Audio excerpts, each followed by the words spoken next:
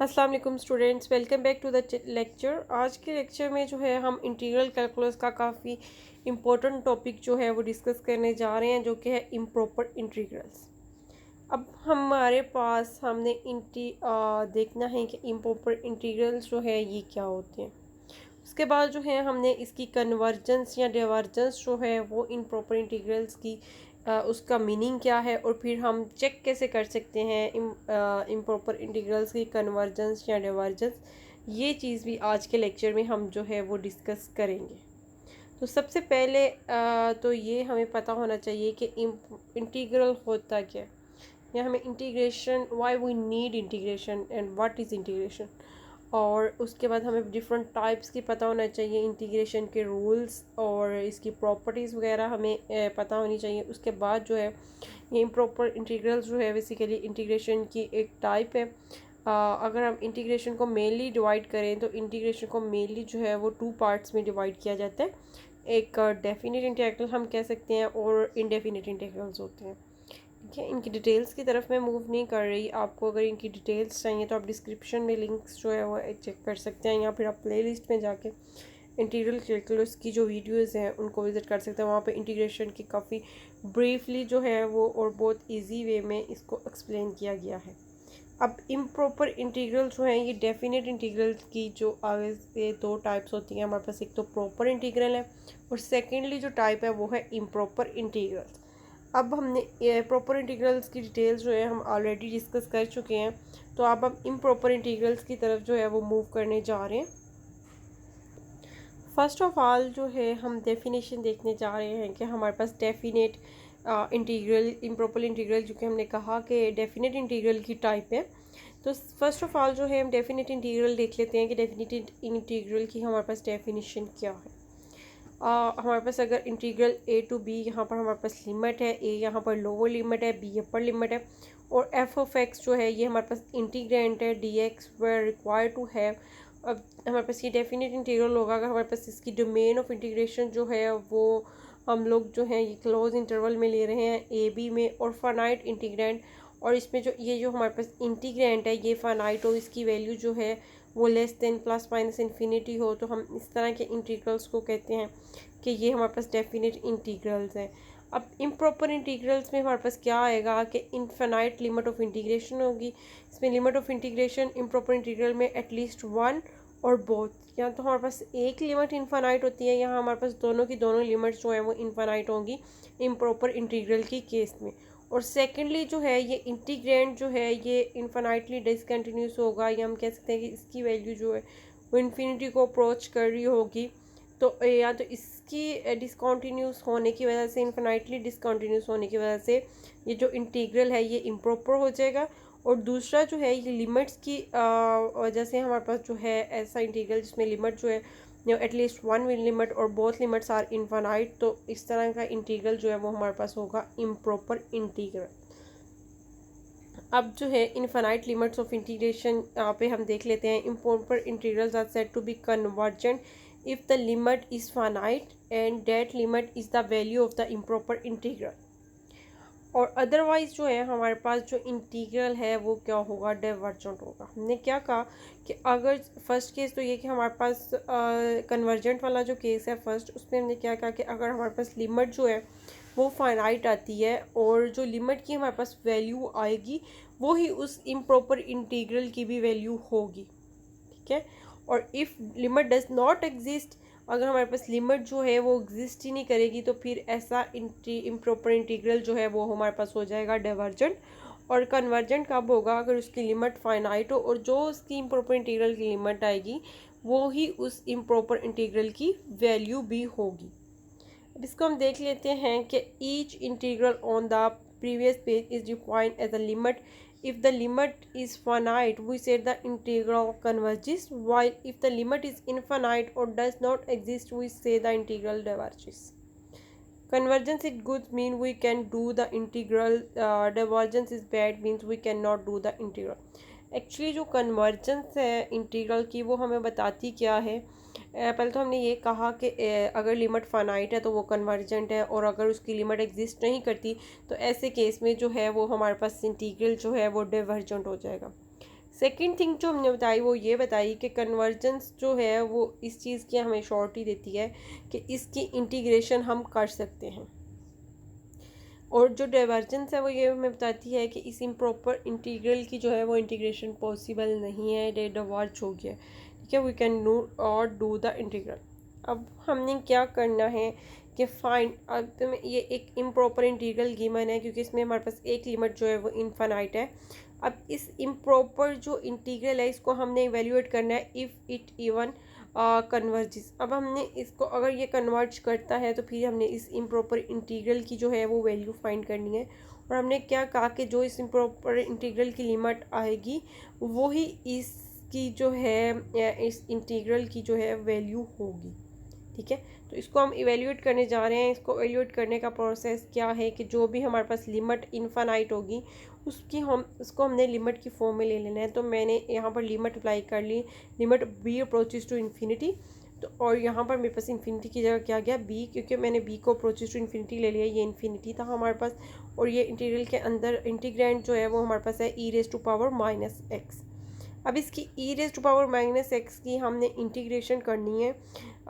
यहाँ पर हमारे पास जो है वो एक्सपोनेंशियल है फंक्शन ये ई वाला, और इसकी जो इंटीग्रेशन है हमारे पास ये आ जाती है e raise to power minus x. एक दफ़ा ये एज इट आ जाता है, उसके बाद जो इसकी पावर में फंक्शन होता है उसकी हमें इंटीग्रेशन करनी होती है। अब और सॉरी उसका हमें डेरिवेटिव लेके उससे जो है हमें मल्टीप्लाई करना होता है, ठीक है। E raise to power x अगर हमारे पास होता तो उसकी इंटीग्रेशन सिंपली हमारे पास e raise to power x ही आ जाती, क्योंकि उसके पावर में सिर्फ एक्स होना था, और एक्स का जो डेरिवेटिव है वो विद रिस्पेक्ट टू एक्स जो है वो 1 होता है। लेकिन यहाँ पर हमारे पास क्या है, e raise to power minus x है।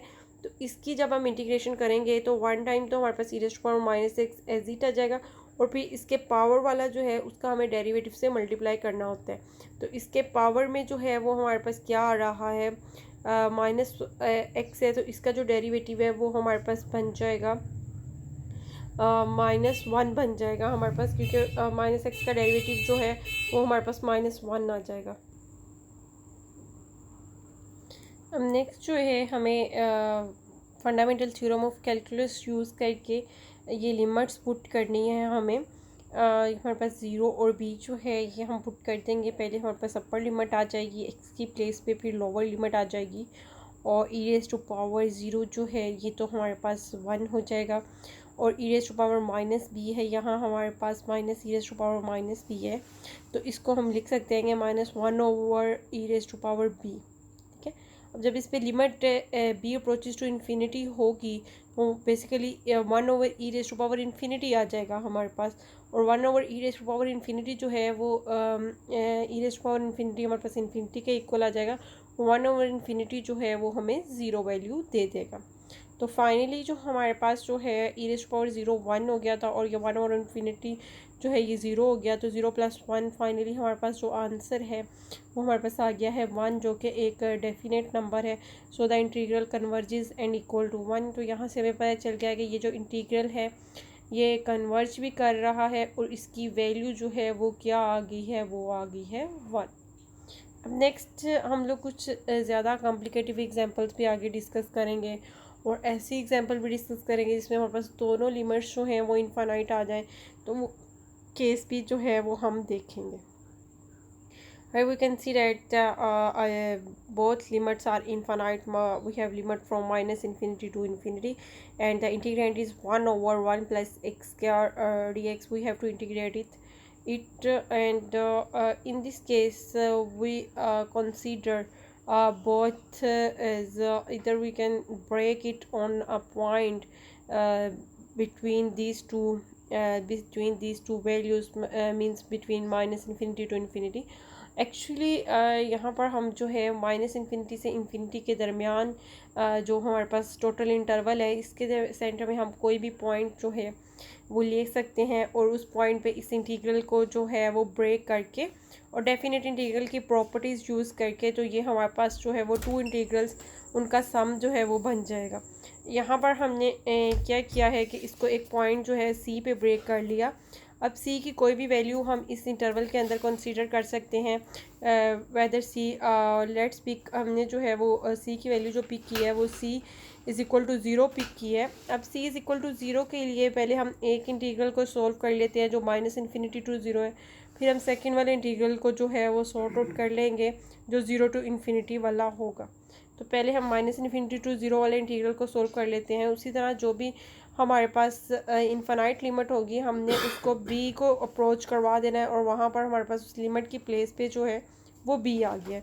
जैसे अभी पहले हमने किया है क्वेश्चन सोल्व, तो उसके बाद जो है वो इसकी हमें ये जो इंटीग्रेंड है इसकी अगर हम इंटीग्रेशन करते हैं तो 1/1 + x की जो इंटीग्रेशन है वो टेंजेंट इन्वर्स ऑफ x आ जाती है। और फिर हम fundamental theorem of calculus use करके ये लिमिट्स पुट कर देंगे। Tangent inverse of zero and minus tangent inverse of B हमारे पास आ रहा है।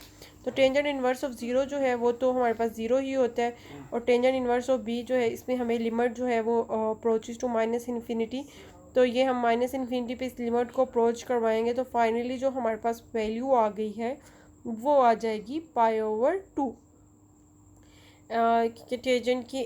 Tangent inverse of minus infinity जो है वो हमारे पास आ जाएगा π/2। तो ये फाइनली जो है ये हमारे पास इसकी वैल्यू आ गई है जो हाफ इंटीग्रल हमने ब्रेक किया था डेफिनेट इंटीग्रल की प्रॉपर्टीज़ यूज़ करके। इन प्रॉपर्टीज़ को भी अगर आपने देखना हो तो जो डेफिनेट इंटीग्रल वाली वीडियो है उसको रिवाइज कर सकते हैं, वहाँ पर ये प्रॉपर्टीज़ जो हैं इनकी डिटेल्स बताई गई हैं। अब सिमिलरली जो है सेकंड इंटीग्रल जो है उसकी भी हमने वैल्यू जो है वो एवेल्यूएट करनी है, तो वो भी हमारे पास जो है उसकी वैल्यू भी similarly zero to infinity limit है, तो अगेन हमारे पास जो है वो π/2 ही आ जाएगा। तो देयरफॉर फाइनली जो हमारे पास कंक्लूजन आई इन दोनों इंटीग्रल्स की वैल्यूज़ को अगर हम ऐड करेंगे तो हमारे पास जो है π/2 इसका भी हमारे पास आंसर आ रहा है, इसका भी π/2 आंसर आ रहा है। तो फाइनली जो हमारे पास इस पूरे लिमिट पे अगर इस इंटीग्रल की वैल्यू देखें तो वो हमारे पास फाइनली जो है वो पाई आ गई है। Now we move towards the next example. in this case we have a integral in the form of p, where we have a power p on the integrand, that is 1/x raised to power p, and limit is 1 to infinity. We can apply the p series test to check the convergence of this integral. Have for example, p series is convergent if p is greater than 1 and divergent if p is less or equal to 1. For example इसकी हम जो है वो example जो है वो consider कर लेते हैं। अगर हमारे पास इंटीग्रैंड में ये जो एक पी वाली पी की वैल्यू जो है वो आ रही है 3/2, तो 3/2 अगर पी की वैल्यू आ रही है तो अकॉर्डिंग टू दिस टेस्ट कि हमारे पास जो है वो ये इंटीग्रल जो है ये कन्वर्ज करना चाहिए।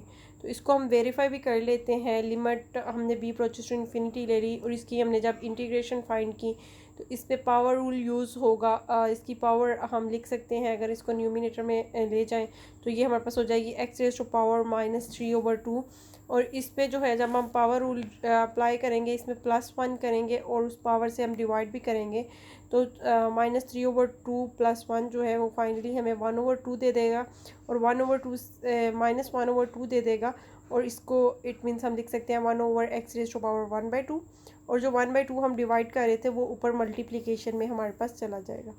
अब इसमें हम जो है again fundamental theorem of calculus apply करेंगे और इसमें वैल्यूज़ पुट करेंगे। इसमें x की जो है वो x की प्लेस पे जो है वो b पुट होगा जब लोअर लिमिट में, और वो b अप्रोचेस टू इन्फिनिटी है तो इट मीन्स उसकी वैल्यू तो हमारे पास 0 आ जाएगी जब हम अपर लिमिट पुट करेंगे, और जब हम लोअर लिमिट पुट करेंगे तो 1 रेज़ टू पावर 1/2 तो उसका कोई इफेक्ट नहीं होगा। और ये माइनस जो है क्योंकि upper limit minus lower limit हम पुट करते हैं तो ये नेगेटिव जो है वो उस नेगेटिव के साथ हमारा जो है वो पॉजिटिव हो जाएगा, फर्स्ट वाली टर्म हमारी 0 हो गई है। तो फाइनली जो हमारे पास कंक्लूजन में वैल्यू आ गई है वो आ गई है 2। इट मीन्स कि ये पी सीरीज़ टेस्ट से भी हम देख सकते थे कि ये इंटीग्रल जो है वो कन्वर्ज करता है। अगर सिर्फ इसकी कन्वर्जेंस चेक करनी हो तो अब हम डायरेक्ट जो है वो पी सीरीज़ टेस्ट यूज़ कर सकते हैं, लेकिन अगर इसकी जो है वो इंटीग्रल की वैल्यू भी फाइंड करनी हो तो फिर हमें लिमिट जो है वो इवेल्युएट करनी पड़ेगी, फिर हमें पता चलेगा कि इस लिमिट की वैल्यू क्या है। अब नेक्स्ट जो है इन दोनों की इंटीग्रेशन जो है जो क्वाइट ईजी है, आप इनको वेरीफाई कर सकते हैं कि इनकी इंटीग्रेशन करने के बाद उसी तरह लिमिट्स पुट करेंगे और हमारे पास इन दोनों केसेस में जो है आंसर वो इन्फिनिटी आ रहा है। ठीक है, अब ये दोनों केसेस में लिमिट जो है वो एग्जिस्ट नहीं कर रही, इट मीन्स के ये दोनों इंटीग्रल जो हैं ये हमारे पास डाइवर्जेंट है। अब ये हम पी सीरीज़ टेस्ट से हम डायरेक्ट भी देख सकते थे कि ये इंटीग्रल हमारे पास डाइवर्जेंट है, क्योंकि पी सीरीज़ टेस्ट हमें क्या कहता है कि अगर पी की वैल्यू जो है वो लेस और इक्वल टू 1 है तो फिर ये हमारे पास क्या होंगे, डाइवर्जेंट होंगे। और यहाँ पर हमारे पास पी की वैल्यू क्या है 1/2 जो कि 0.2 है, लेस देन 1 है, तो इट मीन्स ये भी डाइवर्जेंट है। और नेक्स्ट जो है पी की वैल्यू जो है वो 1 है, तो इट मीन्स वो भी इंटीग्रल जो है वो हमारे पास क्या हो जाएगा, डाइवर्जेंट हो जाएगा। हमने इनकी कन्वर्जेंस और डिवर्जेंस जो है in each case if the limit exist और if both limits exist in case 3 we say the improper integral converges.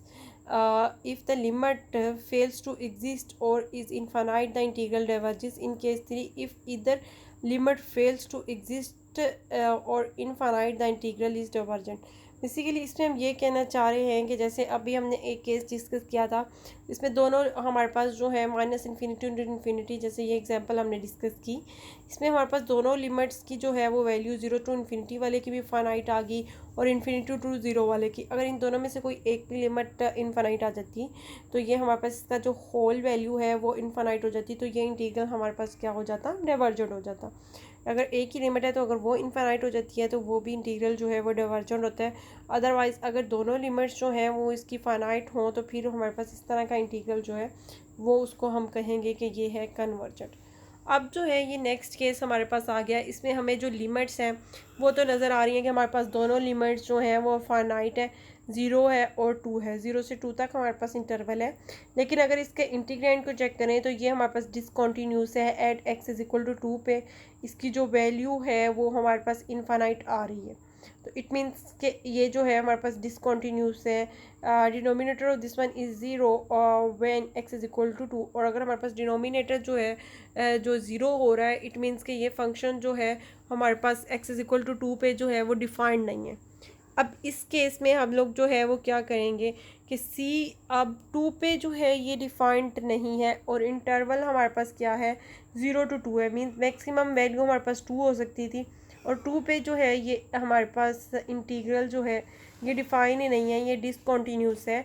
तो फिर हम इस पे लेफ्ट हैंड लिमिट तो अप्लाई कर सकते हैं, इट मीन्स कि हम इसको 2 नेगेटिव 2 से छोटी अगर हम कोई भी वैल्यू ले लें 0 और 2 के बिटवीन, तो उसके लिए ये जो है इंटीग्रेंट जो वो इनफिनाइट नहीं होगा या अनडिफाइंड नहीं होगा, उस पर हम लोग जो है 2 नेगेटिव वाली लिमिट जो है वो अप्लाई कर सकते हैं। तो मैंने इस पे 2 पे left hand limit basically apply की और 0 to c ले लिया, c को अप्रोचेस टू 2 नेगेटिव।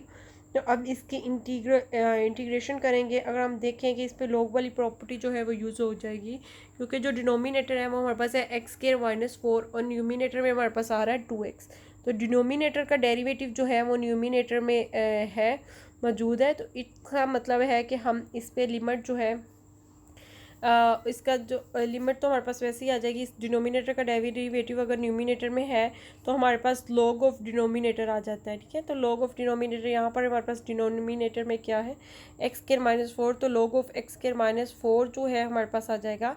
और ये 0 to c लिमिट्स वैसे ही फिर fundamental theorem of calculus use करेंगे और इसमें जो है वो 0 और c जो है वो लिमिट्स हम लोग पुट कर लेंगे। और उसके बाद पुट करने के बाद यहाँ पर हमने जो है ये लिमिट c अप्रोचेस टू जो है वो 2 नेगेटिव, वो भी हमने लिमिट अप्लाई करनी है। तो जब इसमें हम लिमिट अप्लाई करेंगे तो ये बेसिकली जो है हमारे पास जो आंसर फाइनली देगा वो दे रहा है -infinity.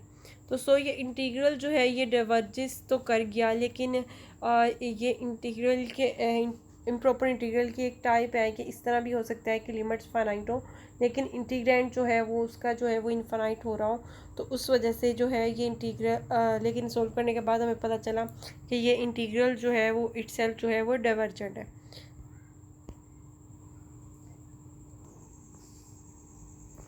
Now we move towards the next example. Here we have limits from 0 to 3 and integrand is 1 over x minus 1 raised to power 2 over 3.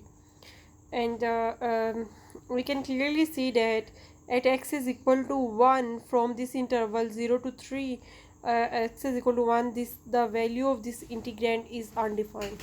Or in other words, we can say that at x is equal to 1, the denominator becomes 0, and therefore we have infinity in this interval. Or we can say that at x is equal to 1, this integrand is discontinuous. That's why this one creates a problem, and we have to break this interval at x is equal to 1.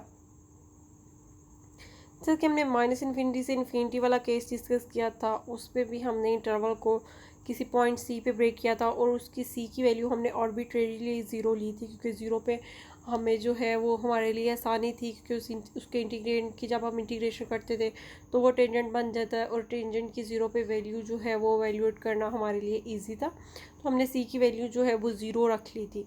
अब यहाँ पर जो है वो हमें जिस point पर break करना पड़ेगा वो 1 पे ब्रेक करना पड़ेगा, क्योंकि ये 1 पे ये जो इंटीग्रल है ये हमारे पास डिसकंटिन्यूस हो रहा है। तो हम इसकी जो है वैल्यू एवेलुएट करने लगे हैं। इसकी हमने इंटीग्रेशन कर ली है। इंटीग्रेशन दोनों केसेस में जो है वो हमारे पास यही बनेगी, क्योंकि पावर रूल हमारे पास यूज़ होगा।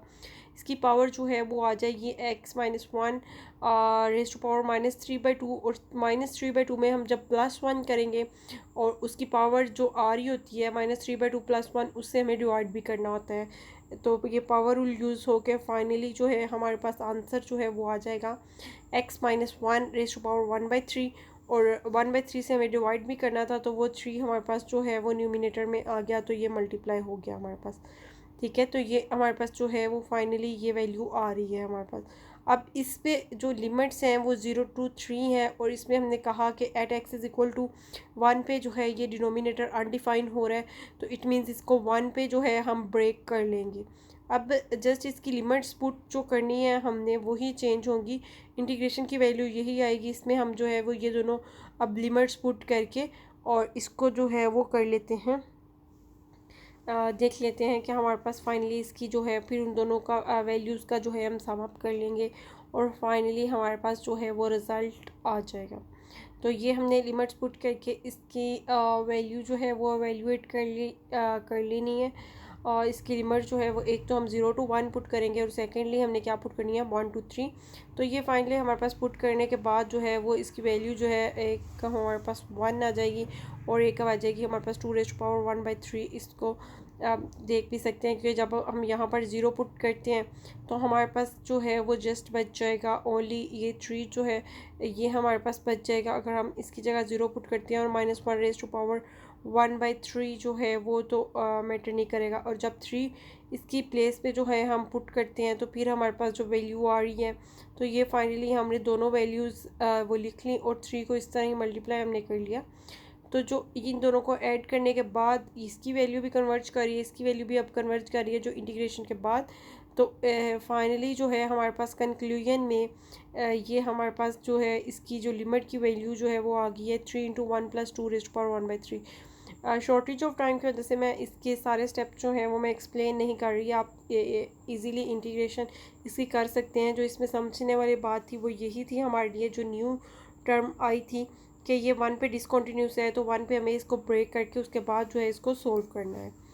अब नेक्स्ट जो है टेस्ट फॉर कन्वर्जेंस एंड डिवर्जेंस, हम जो है कुछ और टेस्ट भी जो कन्वर्जेंस और डिवर्जेंस के लिए हम यूज़ कर सकते हैं। जैसे हमारे पास बेसिक कंपैरिजन टेस्ट था, तो बेसिक कंपैरिजन टेस्ट जो है वो इंटीग्रल्स में भी हम लोग जो है उसको एक्सटेंड कर सकते हैं। If you are smaller than something then converging then you are also converging. जैसे कि हमारे पास बेसिक कंपैरिजन टेस्ट का जो है वो यही कंक्लूजन थी कि अगर कोई चीज़ जो है वो स्मॉलर है और उससे बड़ी चीज़ अगर कन्वर्ज कर रही है, तो उससे छोटी चीज़ जो है वो भी जो है वो क्या कर रही होती है, कन्वर्ज कर रही होती है। अब वो कोई सीक्वेंस हो, वो कोई इंटीग्रल हो या कोई फंक्शन हो, तो इसके लिए भी यही होल्ड करेगा।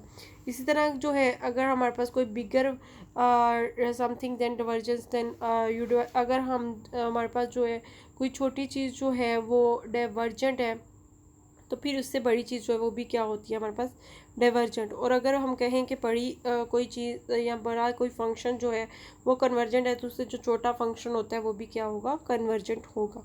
अब यहाँ पर हमने एफ और जी जो है कोई भी दो कॉन्टीन्यूस फंक्शन ले लिया है, एक इंटरवल ए टू इन्फिनिटी हमने ले लिया है, और यहाँ पर हमने क्या कहा है, विद द रिस्ट्रिक्शन के हमारे पास दो फंक्शंस जो हैं इन दोनों के दरमियान रिलेशनशिप ये है कि इनकी वैल्यू जो है वो ग्रेटर और इक्वल टू ज़ीरो होगी दोनों की, और जो जी ऑफ एक्स है ये ग्रेटर देन होगा एफ ऑफ एक्स से फॉर ऑल एक्स ग्रेटर और इक्वल टू ए, मतलब इस इंटरवल के अंदर जितनी भी वैल्यूज़ हैं उन सारी वैल्यूज़ के लिए जो है ये कंडीशन होल्ड कर रही होगी कि एक तो ये ग्रेटर और इक्वल टू इनकी वैल्यू होगी ज़ीरो से, मीन के नॉन नेगेटिव होगी, और जी जो है वो ग्रेटर होगा एफ से। तो फिर हम ये क्या कहेंगे कि अगर हमारे पास जो है ये कंडीशन होल्ड कर रही है, ठीक है, तो फिर हम क्या कहेंगे कि अगर हमारे पास जो है F of x converges if ji of x converges, अगर हमारे पास बड़े वाला कन्वर्ज कर रहा है तो फिर हम कहेंगे कि उससे छोटा जो है एफ ऑफ एक्स वो भी कन्वर्ज करेगा, f of x converges if ji of x is converges.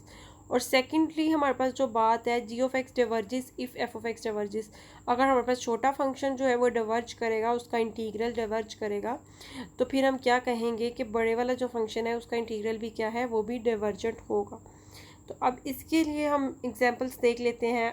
ये हमने दो इंटीग्रल्स जो है वो कंसीडर कर लिए। इसमें लिमिट हमने 1 से इन्फिनिटी ले ली है, e raised to power minus x square d x, ये हमारे पास इंटीग्रैंड है। बहुत इंटीग्रल्स जो हैं वो कन्वर्जेंट हैं हमारे पास। अब हमने नोट करना है कि क्योंकि इसकी वैल्यू जो है वो हमारे पास greater than e raised to power minus x square जो है, इसकी होल वैल्यू जो एक्सपोनेंशियल फंक्शन होता है इसकी वैल्यू जो है वो ग्रेटर और इक्वल टू ज़ीरो होती है। और ज़ीरो की पॉसिबिलिटी तब होती है हमारे पास अगर हमारे पास इसकी पावर में जो है वो आ जाता कुछ ऐसे का कि हमारे पास इसकी पॉसिबिलिटी पावर में हमारे पास अब यहाँ पर इन्फिनिटी है तो 1/इन्फिनिटी वो हमारे पास जो है वो ज़ीरो बन जाएगा। लेकिन अगर हम सिर्फ इसकी वैल्यू देखें एक्सपोनेंशियल फंक्शन की, तो इसकी जो अगर हम ज़ीरो भी पुट कर दें इसकी प्लेस पे, तो फिर भी इसकी वैल्यू हमेशा ग्रेटर देन ज़ीरो ही आती है, e raised to power zero वो 1 हो जाता है। तो इट मीन्स इसके एक्सपोनेंशियल की वैल्यू जो है एक्स स्क्वायर हम ले रहे हैं, ये हमारे पास ग्रेटर देन आएगी ज़ीरो से, और ये लेस और इक्वल टू है किसके, e raised to power minus x के। E raised to power minus x एक फंक्शन है, उससे ये लेस और इक्वल होगा हमारे पास e raised to power minus x के, ठीक है, क्योंकि नेगेटिव में है तो इसमें पावर जो है वो जितनी हमारे पास छोटी होगी उतना ही हमारे पास जो है वो फंक्शन बड़ा होगा, क्योंकि डिनोमिनेटर उतना ही संभाल हो जाएगा। For all values of x greater और इक्वल टू 1, लिमिट हमारे पास 1 से इन्फिनिटी दी गई है। और एग्जांपल 1 जो हमने सोल्व की थी वहाँ से हमें पता है कि इसकी जो है 1 से इन्फिनिटी तक e raised to power minus x d x is equal to 1/e, so this one converges, जैसे कि ये हमारे पास अगर कन्वर्जेंट है, इसकी वैल्यू हमारे पास 1/e आ रही है, तो अगर ये हमारे पास कन्वर्जेंट है तो इट मीन्स जो इससे छोटा फंक्शन जो हमें इवेल्युएट करना था वो भी हमारे पास क्या हो जाएगा, कन्वर्जेंट हो जाएगा। अब नेक्स्ट जो है हमने sine square x over x square है ये हमारे पास, तो हमें पता है कि साइन स्क्वायर ऑफ एक्स की वैल्यू जो है ये 0 और 1 के बिटवीन लाई करती है। वैसे अगर हम साइन की डोमेन देखें तो वो हमारे पास जो है वो -1 to 1 होती है, लेकिन साइन स्क्वायर के लिए हमारे पास ये 0 to 1 आ जाएगा। और फाइनली इसको हम अगर देखें कि इसकी होल वैल्यू जो है अगर इसको हम एक्स स्क्वायर से डिवाइड भी कर दें तो ये 0 से ग्रेटर और इक्वल टू हमें वैल्यू देगी, और मैक्सिमम वैल्यू इसकी 1 हो सकती है साइन की, तो मैक्सिमम हमने 1 कंसीडर कर ली, तो ये हमें इस sine square x over x square से एक बड़ा फंक्शन मिल गया 1/x स्क्वायर। अब पी सीरीज टेस्ट से हमें ये पता चलता है कि ये जो 1/x स्क्वायर है ये कन्वर्जेंट है, ठीक है, क्योंकि ये पी सीरीज टेस्ट जो अभी हम पहले डिस्कस कर चुके हैं उससे हमें पता चलता है कि ये बड़ी वाली सीरीज़ जो है ये कन्वर्जेंट है। अगर ये कन्वर्जेंट है तो यहाँ से हमें ये पता चल जाएगा ये वाला भी इंटीग्रल जो है हमारे पास ये जो गिवन था ये भी हमारे पास क्या होगा, कन्वर्जेंट होगा। उसके अलावा जो लिमिट कंपैरिजन टेस्ट है इसको भी हम यूज़ कर सकते हैं कन्वर्जेंस और डाइवर्जेंस को चेक करने के लिए। इसमें हमारे पास क्या है कि एफ ऑफ एक्स और जी ऑफ एक्स कोई दो फंक्शन है जो कि कॉन्टीन्यूस है इस इंटरवल पे ए टू इन्फिनिटी, और इसकी जो लिमिट है लिमिटिंग वैल्यू है वो एल आ रही है, जो कि इसकी लिमिट मीन्स एग्जिस्ट कर रही है, इसकी लिमिट की वैल्यू 0 से ग्रेटर आएगी और लेस देन इन्फिनिटी होगी। तो फिर हम क्या कहेंगे कि या तो हमारे पास दोनों इंटीग्रल्स जो हैं वो कन्वर्जेंट है, या फिर दोनों हमारे पास इंटीग्रल्स जो हैं वो क्या होंगे, डाइवर्जेंट होंगे, अगर इसकी वैल्यू जो है हमारे पास 0 से ग्रेटर आती है तो इस केस में। अब जिस इंटीग्रल की हमें चेक करना है कन्वर्जेंस या डाइवर्जेंस, वो है हमारे पास 1/√x प्लस 1। इसको हमने चेक करना है कि ये कन्वर्जेंट है या डाइवर्जेंट है हमारे पास। तो हमने g(x) जो है वो एक फंक्शन खुद से कंसीडर कर लिया है, वो है 1/1/√x, और जो f(x) हमें फंक्शन गिवन था वो है 1/√x प्लस 1। क्या अब जब 1/√x प्लस 1 को जब हम डिवाइड करेंगे 1/√x से, तो वो हमारे पास न्यूमिनेटर में शिफ्ट हो जाएगा √x। तो ये फाइनली हमारे पास आ गया f(x)/g(x) जो है ये हमारे पास आ गया √x/√x प्लस 1। अब इस पर limit x approaches to infinity जब हम अप्लाई करेंगे, अब लिमिट अप्लाई करने के लिए एक्चुअली तो ये इन्फिनिटी फॉर्म बन रही है।